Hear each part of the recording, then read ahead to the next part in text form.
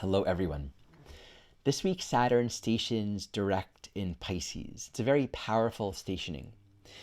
Once Saturn begins to pick up speed, it's going to share its second and then its third square with Jupiter.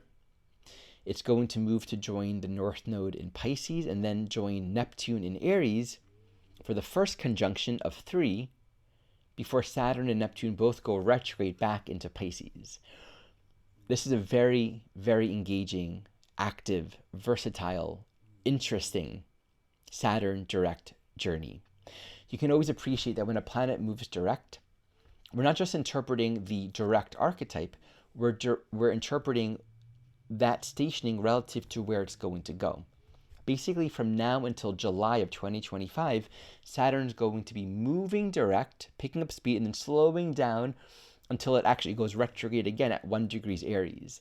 So this entire phase of this Saturn journey is from right now at 12 Pisces to 1 degrees Aries. And you can say that's sort of like this particular season in the Saturn saga that we're currently watching, experiencing, and living. There will be more seasons, and within this season there are several quite fascinating and interesting chapters. So I'm going to highlight these different chapters, these different phases for you, looking at the more nuanced phases of Saturn moving through Pisces. It's quite interesting, and Mercury is very involved for the first month and a half of this as well. Before I do that, let's speak to what is Saturn stationing direct in Pisces all about. So that's where I'm going to start, and then we'll go into more of the details. First, a couple of announcements. My Planet Square the Nodes class series is now in its second week. Enrollment is open, so you can join anytime. We've done Mars Square the Nodes, and we've done Pluto.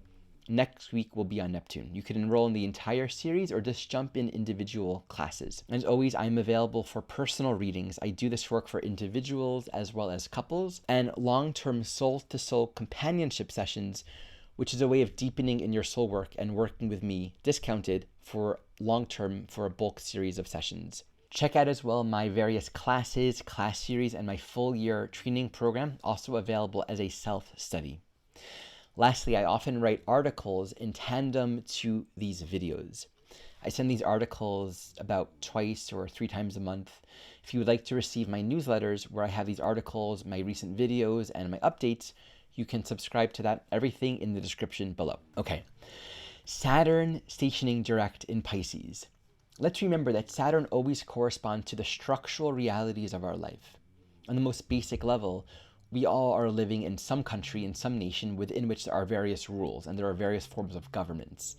And to participate in your society, you pay taxes, you stop at a red light, you go at a green light. There are rules and regulations and customs that you all follow, and thus we condition ourselves to operate and manifest appropriately and responsibly within the world, culture, society, nation, government that we are a part of. On a more internal level, Saturn will correspond to how our own consciousness is conditioned by way of the habits that we repeat over time. So my physical habit, thoughts, what I think about my reality, everything that I put out there and that I repeat becomes a habit that then conditions within my own internal consciousness a sort of structural reality that becomes grounded. So the gravity of what we resort to, our habits, our sort of bottom line in terms of how we're habitually conditioned to experience this human life is also a very important Saturn dimension. If we want to change habits or become healthier or change our diet or work on parts of ourselves, practice being on time for things or change our money spending habits, all of that stuff requires some level of self-awareness and introspection, and then the commitment to discipline new patterns and behaviors. And the discipline process with Saturn says 2 things. 1, it's our responsibility to make these choices and to commit to a practice. And 2, it takes time. Like the way the whole mechanism of conditioning works is conditioning needs conditioning. Conditioning requires consistency and effort. You can't just do something once and expect it to stick. You don't just train the dog once and then not continue to practice. You don't do anything and expect it to become a habit. So we learn how to discipline ourselves, which means the core of Saturn is really grounding in our own self-authority. What kind of life do I want to live relative to how is it going now? What do I need to change? What hard work do I need to put in to move in the direction that I want to? So involved with Saturn is always some lesson around boundaries. Boundaries always say we're learning to structure and consciously mold our time-space experience with some level of agency. We need boundaries. We need to say, at this time, I'm doing this. These are the things that I'm not going to do with my thoughts, or not going to do with my body, or not going to do with my eating habits. I am going to work out for these many minutes. I'm going to meditate for these many minutes, or do these things. I'm going to study for this test. And if we don't honor boundaries, we don't get anywhere. And we can have an issue with Saturn where we're, trying to succeed, like jump somewhere, trying to get ahead, but without doing the hard work. It's like cheating on a test, right? Or, finding your way to work your way through things without having actually put forth the effort, but you use some sort of unethical means, to succeed or get your social status, but you didn't really cultivate or discipline yourself. You learned how to cheat the system. It's kind of like a child learning how to cheat their parents and make it look like they ate their food, but they just really pushed the food underneath the table or they fed the dog. You're not actually growing. You're not maturing. You're just creating the appearance of success, which short term might give you the sticker because you ate your meal, but you didn't actually eat the meal. So you're not actually going to experience the growth of nutrition or the protein that your parents want you to eat because you're cheating. That's Saturn. Core Saturn lessons. Now, Saturn stationing direct, of course, on a basic level, puts emphasis, gives a lot of focus attention on the responsibilities that we are to embrace in our own life, to cultivate our own life direction. Who do I want to be? Where do I want to go? It is within our domain of self-responsibility. Now, this happening in Pisces and in the context of these really strong transits that are coalescing and happening later next year and also in 2026 with Neptune and Saturn, here's what I want to say about this.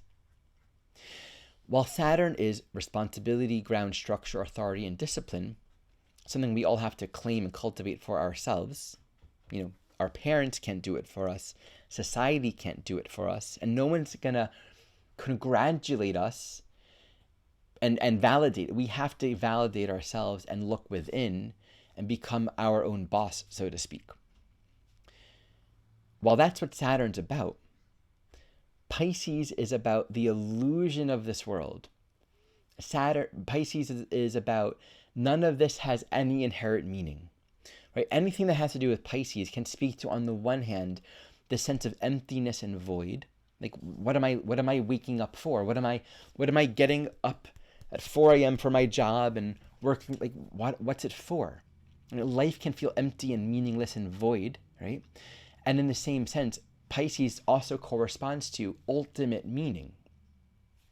And the existential struggle with Pisces is where we might be looking for ultimate meaning somewhere, and then we're disillusioned when that which we've given meaning is kind of revealed to have no inherent meaning, right? Or we can be in this emptiness of just really lacking any sense of holiness or purpose in life itself. When we put Saturn stationing direct in Pisces, it's really giving a very strong attention. It's putting the pulse on, are we doing the work to ground in our human time-space existence a higher purpose and meaning? Meaning beyond this world, meaning beyond the mere appearance of success.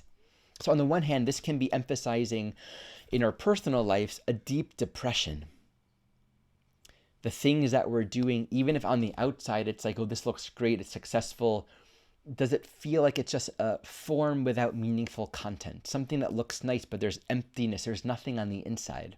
Not the good kind of emptiness, the sort of void of meaning emptiness.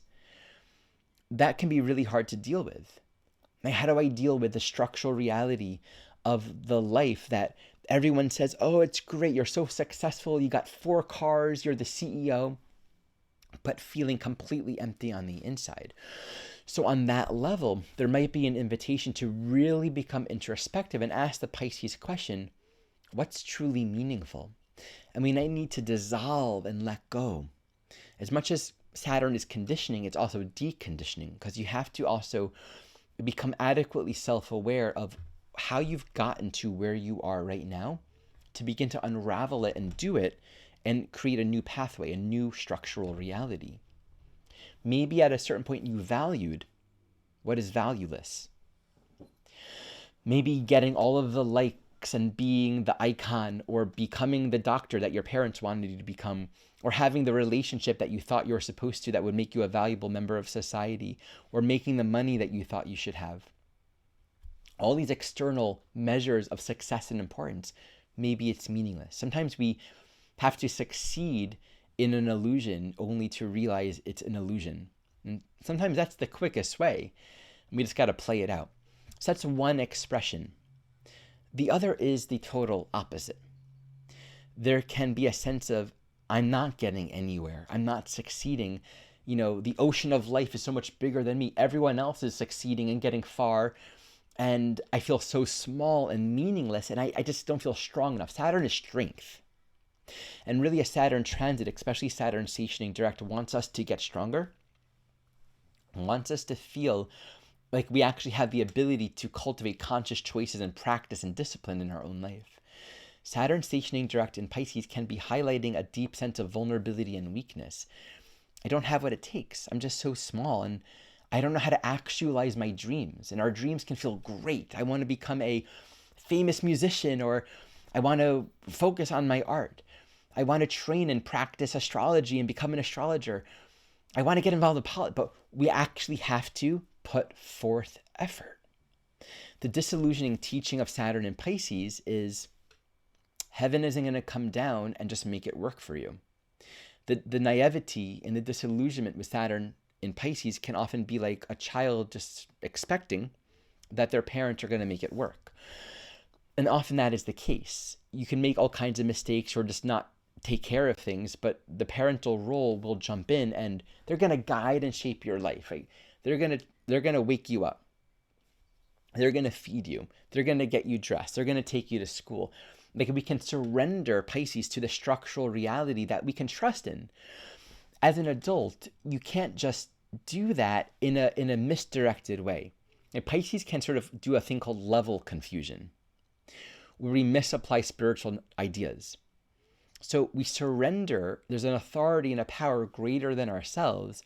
But when that surrender becomes a point of losing and missing out and denying our own agency to actually train and practice, we don't get anywhere. It's like sitting in illusion and asking truth to go and correct our illusion for us, but not putting any effort. So if we wake up and we're just scrolling on social media, not tending to our thoughts, our eating, our habits, our routines, not disciplining anything with time with respect to our goals, we're just simply not going to get there. The surrender here is actually a co-creative element where we put forward effort and then we allow the ocean to take us. The way to understand Saturn in Pisces relative to right effort is build a boat, learn how to swim, learn how to paddle a boat, become masterful at navigating the waters of all that is, but with agency. You are responsible. We are each responsible to determine for ourselves what the meaning of our life is, from the point of view of we are the one that gives it all the meaning that we give it. We can designate all kinds of meaning in our own life. We can say the meaning of my life is fill in the blank. Becoming socially important, getting strong, winning the approval of my parents. We choose meaning. And so it's our choice to first recognize I'm giving my life and the circumstances of my reality all the meaning that I want to give it. The higher teaching of Saturn in Pisces is to really reflect upon deep within what is truly meaningful. What does I care most about? Because without orienting from that place, we're actually going to find ourselves missing out on some of our deepest points of inspiration. The things that we really want to achieve in life, our deepest dreams and visions, we won't be able to make manifest any of these things in a truly meaningful way. Because we're going to be stuck on just waiting and expecting and hoping that they're just going to work out. So we recognize that this life, this time and space reality is malleable. Like, time and space doesn't go and be like, here, I'm holy, I'm sacred. because it's neutral. We have to give it meaning. That's where it's like God and truth and love, it's here. But the whole co-creative element of Pisces is choosing to accept it and work it and live it in our own lives. So this can be very disillusioning for many of us when we simply realize that we are not right now where we hoped we would be. And yet the maturation, the spiritual maturation is get started. Start working on it. Whatever beautiful ideals and dreams and hopes you have for your life, this might be a very hard but important lesson in boundaries, discernment. And, there can be this sort of Saturn and Pisces ethic. I don't want to use boundaries to create separation. I don't want to say no to these people. I want to be open and accepting of the flow and be available to what happens. That's, again, a point of confusion where at the core of that is we don't want a further separation. There can be a sort of distaste of boundaries, right? Because it can feel like boundaries and structure and division, and time is like antithetical to the fluidity and the infinity of spirit and love. But actually our boundaries are ways that we designate this life, which can be anything, for love. Without discerning our own boundaries, literally, we're just going to waste our time. And that's a big teaching here. Let's look into the transits a little more deeply right now. So what's really interesting about this, let's look right now. Saturn is at 12 degrees Pisces. Notice this Mercury and this Jupiter. As Mercury's going to go retrograde, and it's going to be this whole retrograde direct process, all the while squaring Saturn, all the while Saturn and Jupiter moving through their first square. So let's just look at this for the next several weeks. So Mercury goes retrograde at the very end of November. Saturn and Jupiter square each other in the end of December at 14 or 13 degrees. Saturn's picking up speed, and really up until the very first week of January, we can see that Saturn maintains this square. So we have a good solid 6 or so weeks of this mutable T square between Mercury and Jupiter, which are in mutual reception. Mercury retrograde, then direct. Jupiter retrograde stationing direct really soon. And Saturn recently direct in Pisces. That's a lot of really strong, potent, powerful, mutable energy.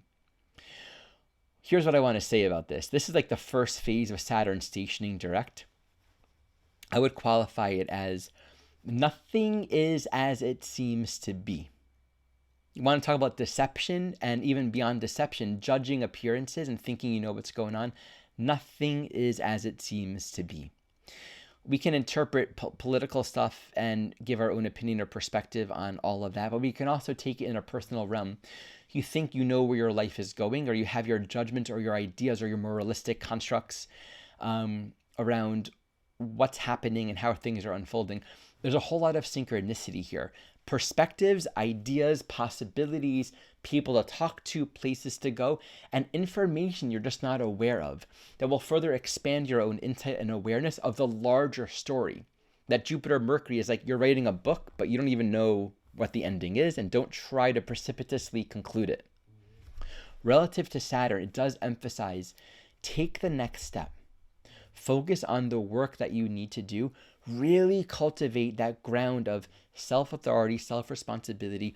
It can feel like there's an overwhelming amount of information or contradictory ideas. And again, people can be very politically charged. There can be a lot of adversity here, especially with Pluto and Mars involved in all of this stuff as well. A lot of strong intellectual stimulation and debates and right and wrongs and moralities and judgments and great political commentaries. It's really important that we are tending to our thoughts. I go to the gym, and then I'll go to the locker room, and people are be talking about politics and having their conversations. And a lot of times when people talk, they're not really constructive with their speech. They're actually just wanting to gossip or replay some ideas, or almost like this intellectual joy of just hearing their own thoughts and hearing other people agree with them. And it's a distraction. This wants to, eliminate the temptation of distraction, get on track. I think the positive potential is because there's a lot of energy here. If we look inside, we might connect with, Here's the project or the work or the thing that I really want to be focusing on. Let me put all of my fish in that basket instead of distracting in all these other areas. Let me really go there so that I'm not getting tempted by the allure of mental distractions. In that discipline and that choice to be more grounded and purposeful with what we're doing, how we're tending our mind, I think we're going to have a lot of insight, a lot of deep spiritual realizations, perhaps seeing the truth more clearly. If you think you know what's about to happen, you don't. None of us know where things are going, the contours, the flow, the changes, the shifts. There's so much unfolding. This really says, live your ethics, live your morality, tend your thoughts, continue to practice becoming the person that you want to be, because there's so much more that we just can't understand right now. But do your work, that you can control. Okay, so moving beyond that phase, it's really meaningful to note that once Jupiter stations direct at the very beginning of end of January, beginning of February, it stays in a pretty tight square with Saturn. Right, then Saturn moves towards the North Node towards the first few months of the year, and then Saturn will cross the North Node in April and then join with Neptune in June and July. And again, this is where Saturn finally stations retrograde in July of this year. So again, this whole phase is happening until July. We can say that movement of Saturn towards the North Node is going to be highlighting these Saturn lessons that I've described in a significant way. It says this is where the collective evolution is being channeled, and thus Neptune also being very close to the North Node. I think the themes of disillusionment and relative to its square with Jupiter, just the storyline going directions and places that we didn't quite anticipate. There's, of course, a lot more to say about that, but I think it's very clear that, come February, March, we enter into a very powerful phase of this Saturn, just after this very mutable T-square that we'll have with Jupiter and Mercury. So we're in for quite a ride. And once again, I want to ground all of this from the light of this life is designed for our own evolution. And the redemptive and forgiving truth about time is that it's actually not harsh. It's not here to punish us. It's just sort of neutral on its own. And we get to use it and cultivate a relationship to it that serves our own growth or not. That's sort of what's neutral about time. And if we can understand that, there's something beautiful, because we realize my relationship to my life and my time and what I'm doing with my time and where I'm directing my thought and my energy is really very fluid and malleable. And it comes back to, fundamentally, who do I want to be and what do I believe is possible? If I believe it's possible to grow and to evolve and to become the person I want to be, or to bring my dreams into this physical reality, if I believe it's possible, then it must mean I can make the choices in congruency with consistency relative to what I believe is possible. And that is the beautiful and redemptive and healing invitation of the Saturn moving direct in Pisces. We are where we're meant to be at the right time, at the right place. And it's a very interesting, fascinating, perhaps hard and disillusioning journey as well in front of us. As always, thank you so much for listening.